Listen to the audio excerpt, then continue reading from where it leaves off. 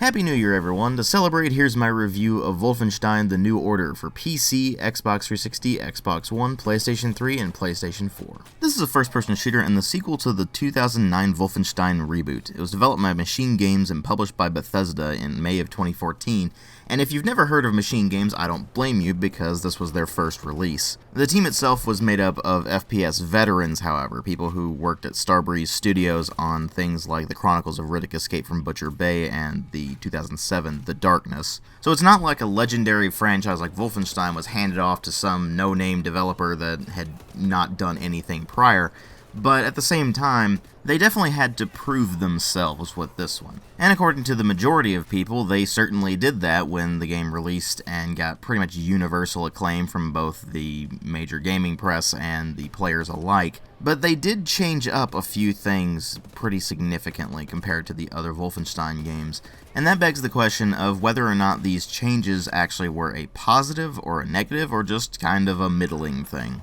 So let's go ahead and delve right into this thing and find out exactly how the new Wolfenstein direction is. Now, as far as presentation goes, there is something you have to keep in mind immediately with regards to this game's engine. It runs on id Tech 5. Now, if you're not familiar with that terminology, the id Tech engine is whatever id Software is putting out at that given time. It started with the original id Tech engine, which was mostly known as the Doom engine, so it was used for Doom. And over the years, they have introduced newer versions of the engine until they finally get to id Tech 5. id Tech 5 was introduced with the game Rage. And if you didn't play Rage, or if you have played it but it's just been a while, then let me refresh your memory about this thing. Rage had one very, very significant problem with regards to its engine. You see, id Tech 5 has this thing called Mega Texture technology, and it was actually introduced in Enemy Territory Quake Wars, which also has problems, but I'll get to that more in the Enemy Territory Quake Wars review that I'm eventually going to do. But with regards to the id Tech 5 engine and just the idea in general, the idea is that it has a huge texture for the terrain. And so what the game engine does is it takes this massive texture file and it starts basically streaming it into your memory as it's necessary. It'll load different sections of it. And as long as your hardware is optimized for that, it will work mostly fine. I haven't encountered any performance issues in Wolfenstein: The New Order, but there's a reason for that. I'm running a GTX 970. It's an NVIDIA card, and this game is optimized for NVIDIA. It is not remotely optimized for AMD or ATI cards. Rage had the same problem. The performance in Rage was basically unplayable on AMD hardware when the game launched, and even after patching and such, it never really got much better. So even today, if you're running an AMD card, then good luck trying to play Rage.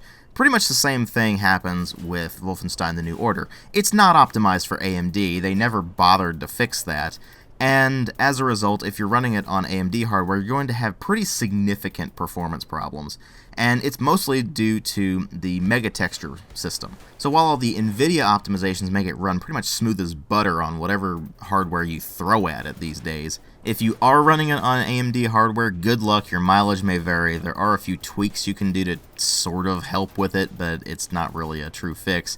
And it's never going to be fixed, because apparently they just don't give enough of a crap. Hopefully that'll be fixed with id Tech 6, which is coming with the new Doom in 2016. But with all the engine talk out of the way, let's talk about the game itself. The visuals themselves are marred by one really nasty problem, and that is that it is braun und grau und realistisch. So there's basically only three real colors in this game, and those are brown, gray, and red. Red being both the color of the actual Nazi flags and such, as well as the color of the blood that's in the environment. That's pretty much it. There are a few other colors scattered throughout the game, but it's really not very colorful, and it's rather bland in terms of its art style. Which, if you think about it, is kind of weird, considering they did throw in quite a bit of creativity with regards to the enemy designs with the robots and such like that.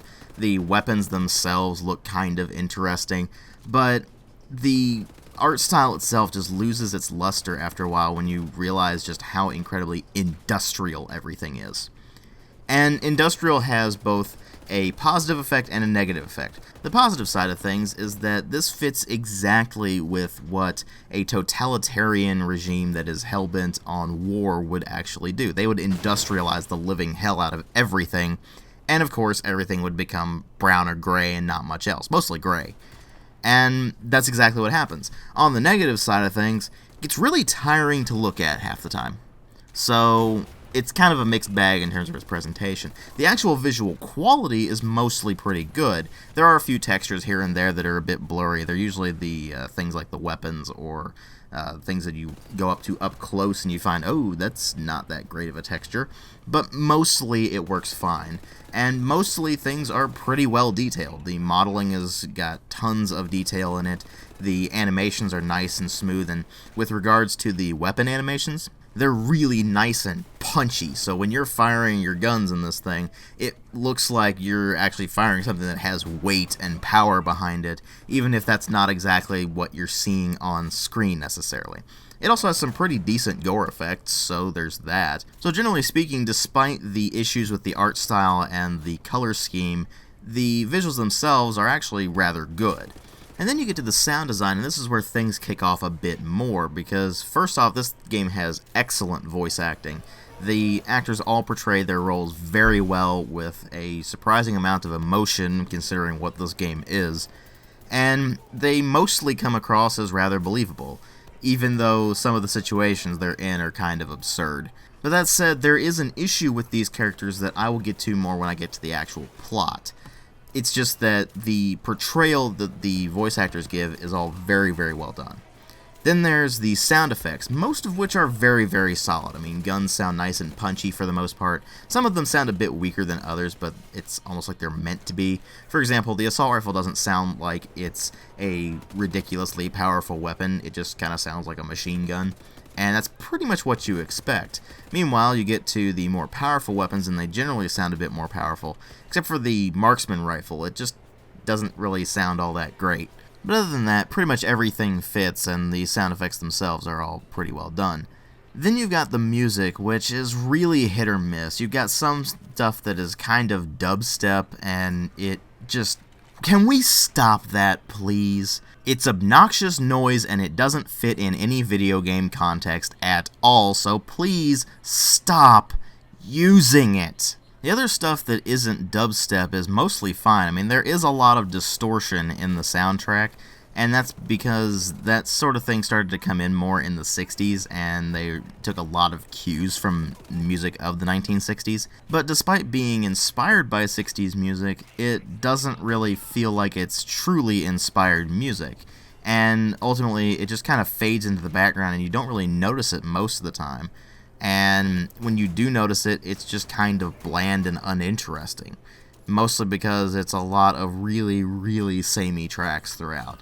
So that does become kind of a problem, but it's not enough to really bring the whole presentation down. But ultimately what really matter here are the story and the gameplay. And the story in this is set in two different times.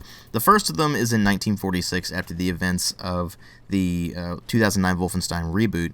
And you play, once again, as B.J. Blazkowicz, who is, of course, the all-American badass that you've played throughout the rest of the series. And the game starts out with an assault on a fortress and weapons laboratory that is being run by General Wilhelm Strasse, or Death's Head as he is referred to. Unfortunately, the assault doesn't really go as planned, and BJ and a couple of other guys get captured by Death's Head, and they give you a choice between who to save. You can either save Fergus Reed or Private Wyatt. And this choice doesn't really dictate too much of how the story plays out. It's mostly some more incidental content, like a few characters change up here and there, and a few smaller plot points get changed depending on who you choose to save. But really the main implication of that is the ability that you get from it. You either get the ability to bypass things or to pick locks depending on who you choose. And those mostly change up how you look for secret items or how you progress through a level. Not much else. So there's not really a huge implication from the choice you make at the beginning of the game. But regardless, what happens is that BJ is injured in the escape from the laboratory and is left in a coma for 14 years. And he's eventually brought to an asylum in Poland and just kind of sits there in a vegetative state for the entirety of his coma. And he does witness what goes on there, where occasionally the Nazis come in and just take some patients away. And eventually he wakes up when they decide to shut down the asylum and kill everybody there. And that's when he goes back to being a complete badass and ends up reconnecting with the Kreisau Circle, which is the resistance group that you worked with in the 2009 Wolfenstein reboot. And from there, you're basically working to try to take down the global Nazi regime, because the alternate timeline is that the Nazis won World War II, and thus they took over the entire world. So it's definitely an interesting setup as far as the whole alternate history thing goes, but the way they accomplish the plot in this is kind of all over the place. Some of it is pretty well done, and other parts of it not so much. First, I need to ask this question.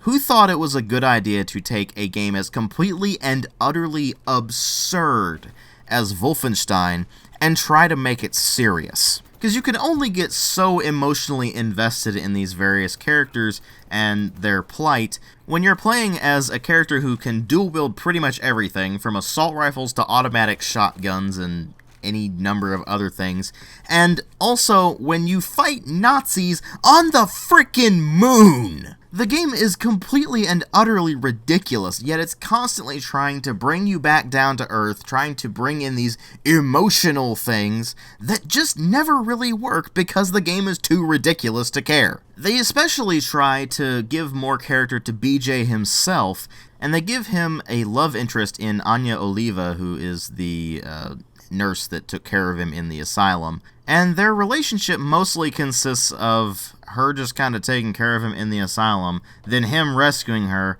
and they have sex a couple of times. Because as we all know, what we really needed in a Wolfenstein game is sex scenes, but I digress. The introduction of the love interest I can deal with. The introduction of these elements that are trying to characterize BJ as more than just this unstoppable badass, I can kinda deal with.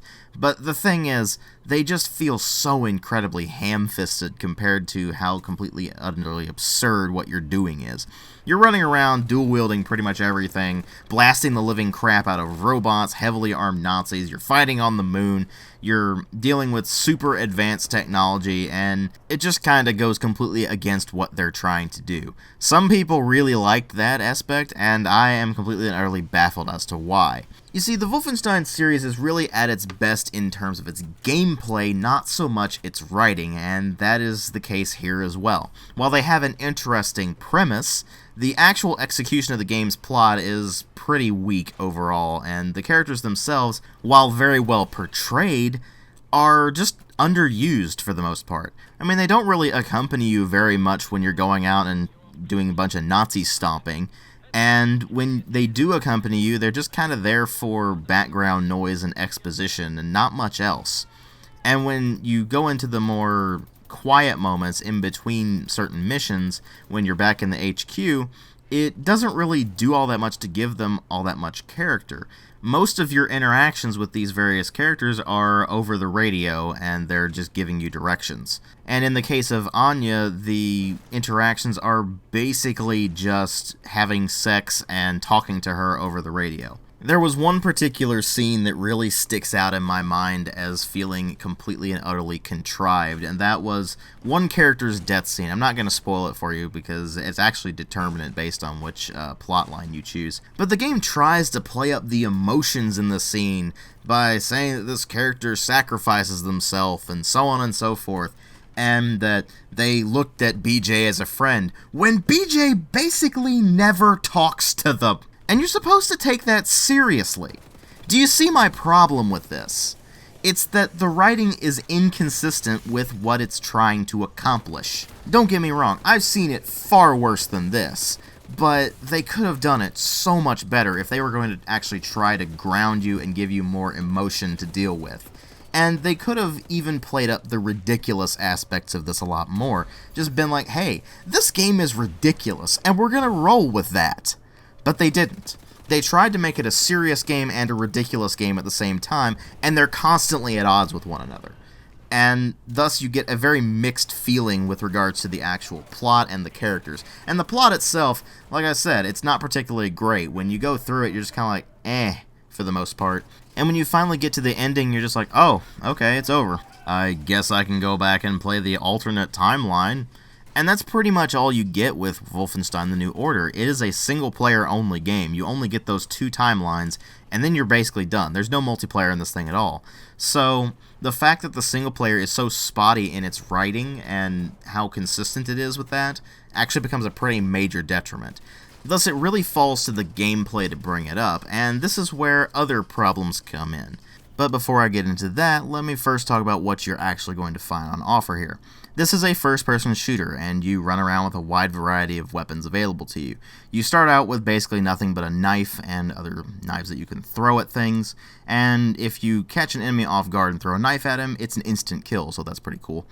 There's also the pistol or dual pistols, depending on if you've picked another one up, and you can attach a suppressor to one and use it as another stealth kill option. So stealth is a fairly major part of this game, but I'll get to that a bit more in a moment. There's also the assault rifle, which is your basic machine gun kind of thing, and you can of course dual wield them, and eventually you will unlock the rocket launcher attachment for it, where you can switch to a small rocket launcher that will just completely and utterly annihilate most things. And it's really, really useful for taking out the really heavy enemies, of course, but ammo is very limited. You get the automatic shotgun, which also has a secondary fire that is a projectile that bounces off walls, which is kind of cool, but it's semi-automatic instead of fully automatic. You've got the marksman rifle, whose alternate fire you unlock when you're on the moon, and the alternate fire is a plasma gun. So it's a combination of a high-powered long-range rifle and a more mid-range plasma gun that is kind of ridiculously powerful. You also get the Laserkraftwerk, which is an upgrade to the laser cutter you get pretty early on in the game, and not only can it cut through certain surfaces, it can also have the alternate fire of an actual laser gun, and it upgrades throughout the game to become more and more powerful, but also drain more and more power if you use the actual weapon functionality of it. The plasma gun and the Laserkraftwerk both recharge at various recharging stations that are scattered throughout the levels, and so they basically have infinite ammo. It's just you need to find a charging station if you want to recharge it, and they make a very good substitute for other weapons if you just are trying to conserve your ammo, or you are just wanting to dish out a lot of pain all at once and then switch over to your other weapons to try to finish off the rest or something like that. You can also pick up machine guns that will slow your movement but are incredibly powerful, and when you're in the 1946 portion of the game, they're miniguns, but when you get to the 1960s portion of the game, it's a sort of directed energy laser-ish weapon that does a ridiculous amount of damage, and you can also recharge it at the charging stations, which is pretty cool. And pretty much everything can be dual-wielded for maximum firepower. You just have to worry about running out of ammo a lot quicker. And that is something that is a pretty major concern in this game, because when you pick up ammo from fallen enemies, you're basically going to pick up 5 to 10 bullets, and that's kind of it. There's only one problem with that. You may have used a good 20 rounds to take down an enemy. See, this is the really major bugbear I have with the game. The enemies are bullet sponges. Now, your average soldier in this thing is not so much of a bullet sponge, but there are a lot of special enemies that it likes to throw at you pretty often, like the shotgun-wielding enemies or the rocket launcher-wielding enemies that take absolutely ludicrous amounts of damage to bring down, or they require heavy weapons to bring down. You may only take 1 or 2 rockets to bring them down, but you'll have to waste a good 2 or 3 mags to bring them down with the assault rifles, for example. And that gets incredibly tiring incredibly quickly. And not only that, but they're immune to takedowns. You see, most other enemies you can sneak up behind them and initiate a melee takedown, which is both silent and instantly kills them. So that's incredibly useful for the stealth segments, and it behooves you to be as sneaky as possible just to make your job a bit easier. But when you get to these guys, the only real way to take them down is overwhelming firepower, which means you're going to waste a lot of ammo trying to bring them down most of the time. And ammo is often in fairly short supply. I mean, it'll stock you up before a big firefight, But when you're in the middle of the firefight, good luck, because you're going to be running around scrambling to pick up whatever scraps of health, armor, and ammo you can. And this is also going to introduce something else that's really annoying about this game. Not a deal breaker, but really annoying. You have to pick up every single item individually. This means you are basically running throughout the entire levels, just hammering the use key. Because a lot of the items you're picking up only give you a very small amount of health, ammo, or armor. Now you can get up to basically 100 armor, and you can go above 100 health in a sort of overcharge. And as you go through the game, you will of course find secret items that will actually give you health boosts that are permanent, so that's pretty cool. But while you can overcharge your health, and it basically behooves you to pick up health whenever you possibly can, you don't necessarily get that luxury with armor, because you can't overcharge your armor. And so you'll be running along finding armor bits, and you'll hammer the use key as you've been doing throughout the entire game, and it'll be like, oh, nope, your armor's maxed out. Oh, goody, then why did I bother hammering the use key? Oh yeah, because it's ingrained in my brain now. And while you do eventually get used to it, it's just something that's really annoying and could have been thought out a hell of a lot better. Now, apart from that, they do introduce a cover system where if you're up against a corner, then you can hold the right mouse button if you've only got one weapon out, and you will actually lean around the corner and go into iron sight mode so you can actually shoot at things. And it's only marginally useful because when you lean out, you expose yourself to fire anyway, so it just gets kind of annoying, and it doesn't always work the way you want it to, so that becomes something that is more of a liability than a real help.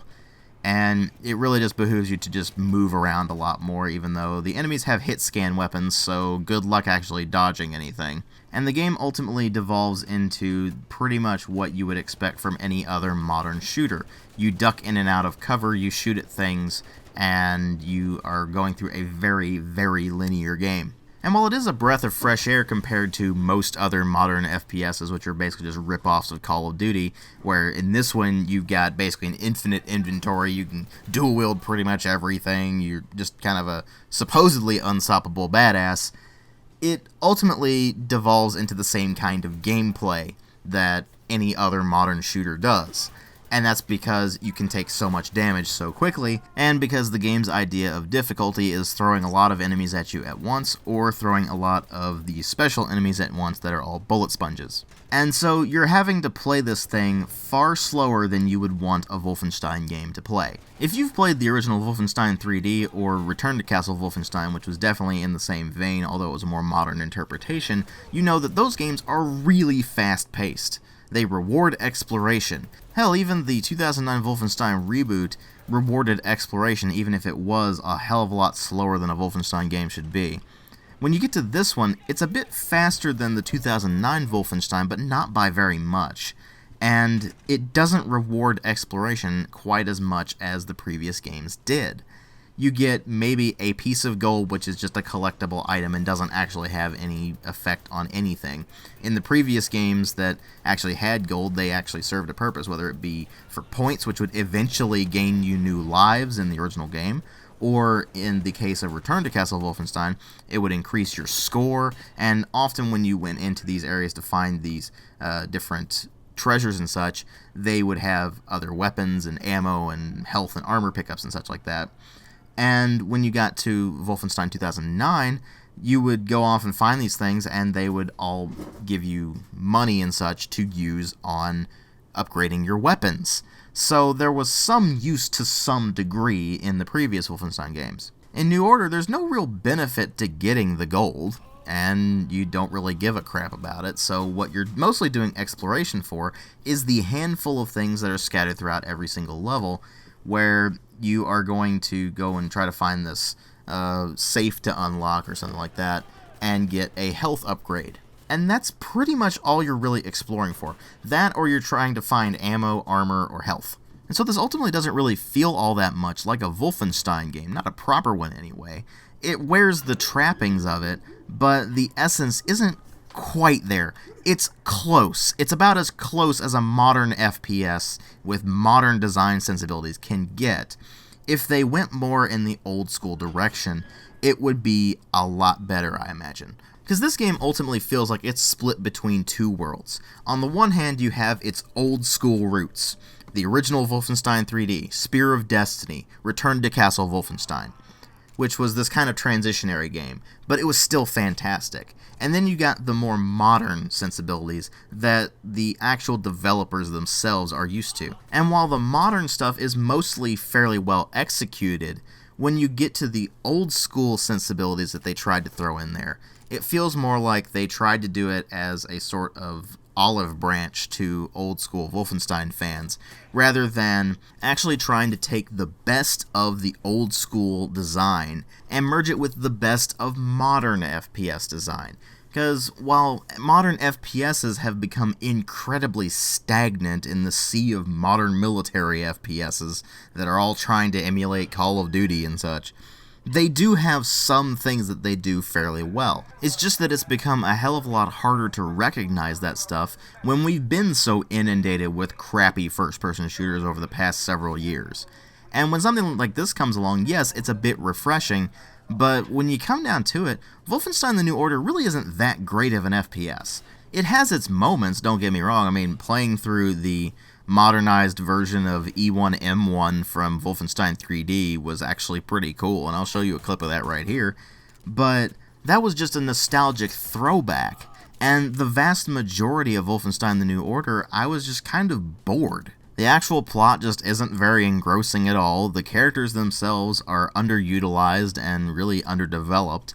The FPS mechanics themselves are competent, but really just kind of bland due to the bullet sponge nature of the enemies, and the fact that the enemies really aren't that smart compared to other games out there. And the level design is really not all that much different from any other modern FPS out there. It's nothing particularly interesting. And when you include the more annoying aspects that are just not really game-breaking, they're just annoying, like having to hammer the use key constantly, it just becomes a chore to play. Don't get me wrong, the game does have its moments on occasion, and there are moments throughout the game where you see exactly what they were trying to do, but they just didn't quite get there. And I think that's what ultimately bothers me the most about this game. This is a game I wanted to like so badly, but I can only just give a shrug and an to it.